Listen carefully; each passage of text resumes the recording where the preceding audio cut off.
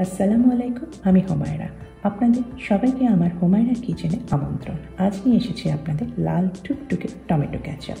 কিন্তু এই লাল টুকটুকে টমেটো ক্যাচাপে আমি কোনো রঙই ব্যবহার করিনি। কেমন করে জানতে আমার সাথেই থাকুন। তবে শুরুর আগে আপনাদের ছোট্ট অনুরোধ, আপনারা যারা এখনও আমার চ্যানেলকে সাবস্ক্রাইব করেননি প্লিজ সাবস্ক্রাইব করবেন এবং পাশে থাকা বেল আইকনটি টাচ করে দেবেন।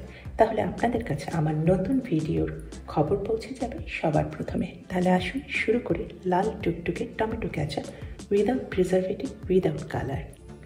টমেটো ক্যাচাপ তৈরির জন্য নিয়েছি 1 কিলো ডাসা ডাসা পাকা টমেটো। টমেটোর বোটা ছাড়িয়ে ভালোভাবে ধুয়ে কেটে রেখে দিলাম এক পাশে। এখন কেটে নিব একটা লাল রঙের শিমলা মরিচ বা ক্যাপসিকামও হতে পারে, তবে কন্ডিশন একটাই, ক্যাপসিকাম বা শিমলা মরিচের রং হতে হবে লাল। আর সাথে নিয়েছে একটা ছোট বিটরুট, এটাও লাল রঙের। এগুলি আমি দিচ্ছি টমেটো ক্যাচাপের রঙের জন্য, স্বাদের জন্য না।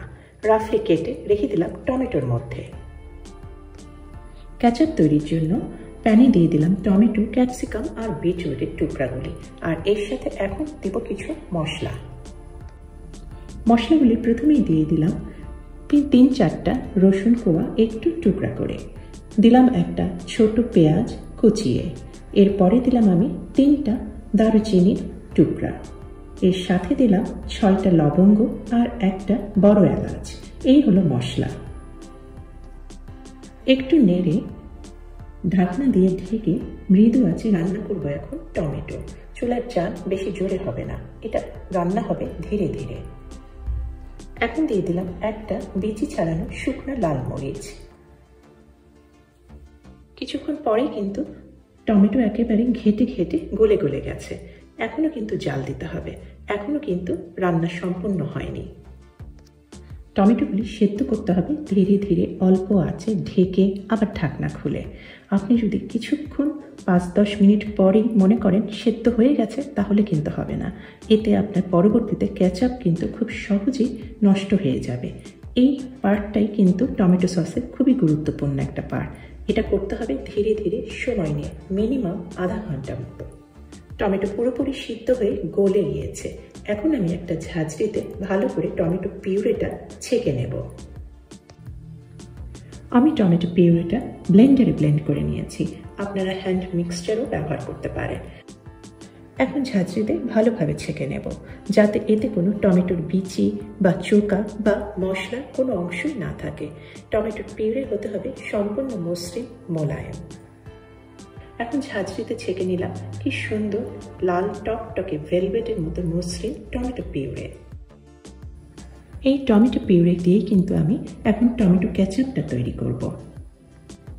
তবে আপনারা যদি টমেটো পিউরে সংরক্ষণ করতে চান, তাহলে আপনার এই পিউরেটাই ছোট ছোট এয়ারটাইট কন্টেনারের মধ্যে রেখে দিয়ে ডিপে রেখে দিতে পারবেন 1 বছরের মতো। এই বছরের টমেটো আপনারা খেতে পারবেন পরের বছর ঠিক এই সময়ে, সারা বছর ধরে। তবে আমি এখন এই টমেটো পিউরের মধ্যে কিছু সিজনিং, লবণ, সিরকা, চিনি এসব দিব। এতে কিন্তু এই টমেটো পিউরে হয়ে যাবে এখন টমেটো ক্যাচাপ। টমেটো ক্যাচাপ তৈরির জন্য প্যানে নিয়ে নিলাম টমেটোর পিউরেটা, দিয়ে দিলাম 1.5 চা চামচ পরিমাণ লবণ। লবণের পর দিয়ে দিলাম আধা কাপ পরিমাণ চিনি। আমি এখানে ব্রাউন চিনিটা ব্যবহার করেছি, সাধারণত সাদা চিনি ব্যবহার করা হয়। আর দিয়ে দিলাম আধা কাপ পরিমাণ সাদা সিরকা। এটা টমেটোর মধ্যে একটা টক টক ভাব আনবে, আর এটাই আপনার টমেটোর ক্যাচাপকে সংরক্ষণ করতে সাহায্য করবে। সসে দারুচিনির গন্ধটা একটু বেশি হওয়ার জন্য এখন দিয়ে দিলাম একটা দারচিনি 2 ভাগ করে। এটা টমেটো পিউরের সাথেই এখন জাল দিতে থাকবো। টমেটো পিউরেটা বেশ ঘন হয়ে এসেছে। এখন একটা পরীক্ষা করা যাক সসটা তৈরি হয়ে গেছে কিনা জানার জন্য। প্রথমে একটা পরিষ্কার প্লেটে কিছু পরিমাণ সস ঢেলে নিয়ে এখন প্লেটটা সোজা করে দিলাম। টমেটো পিউরেটা গড়িয়ে পড়ছে, কিন্তু দেখা যাচ্ছে পাশে কিন্তু কোনো পানি পানি ভাব নেই। টমেটোর সস সমানভাবে নিচের দিকে গড়িয়ে পড়ছে। এতেই বোঝা যায় আপনার টমেটোর সস সম্পূর্ণ তৈরি হয়ে গিয়েছে, আর ঘন করতে হবে না। চুলা বন্ধ করে দিলাম। এখন এই টমেটো সস সম্পূর্ণ প্রথমে ঠান্ডা করে স্টেরিলাইজ কাচের বয়ামে সংরক্ষণ করব। টমেটো ক্যাচাপ সংরক্ষণের জন্য এইরকম একটা 1 লিটারের কাচের জার ব্যবহার করছি। ব্যবহারের আগে আমি কাচের জারটা খুব ভালো করে সাবান পানি দিয়ে ফেনা করে ধুয়ে নিয়েছি। তারপরে আমি 1 ঘন্টা সান ড্রাই করে নিয়েছি। তার মানে 1 ঘন্টা আমি রোদে আলোতে শুকিয়ে নিয়েছি। সম্ভব না হলে আপনারা শুকনা পরিষ্কার কাপড় দিয়েও মুছে নিতে পারেন, তবে চেষ্টা করবেন সান ড্রাই করতে। এতে আপনার কেচাপের বয়াম সবচাইতে ভালো স্টেরিলাইজ হবে। আর ভালোভাবে বয়াম স্টেরিলাইজ হলে কিন্তু আপনার কেচাপ আর নষ্ট হবে না সহজে। অসম্ভব লাল টকটকে মসৃণ মোলায়েম টমেটো ক্যাচাপ।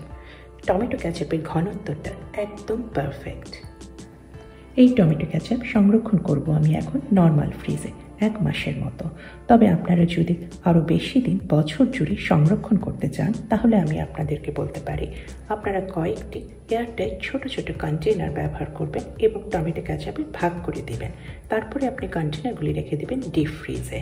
আপনার যখন প্রয়োজন হবে একটা কন্টেনার বার করে ব্যবহার করবেন। এভাবে আপনারা টমেটো ক্যাচাপ সংরক্ষণ করে রাখতে পারবেন ডিপ ফ্রিজে বছর জুড়ে। তাহলে আজকে এই পর্যন্তই। আশা করি আমার ভিডিও আপনাদের ভালো লেগেছে। ভালো লাগলে লাইক দেবেন, শেয়ার করবেন এবং কমেন্ট করবেন। আমি আপনাদের কমেন্ট পড়তে ভালোবাসি। তাহলে আজকে এখানেই শেষ করছি। এতক্ষণ আমার সাথে থাকার জন্য আপনাদের অসংখ্য ধন্যবাদ। আল্লাহ হাফেজ।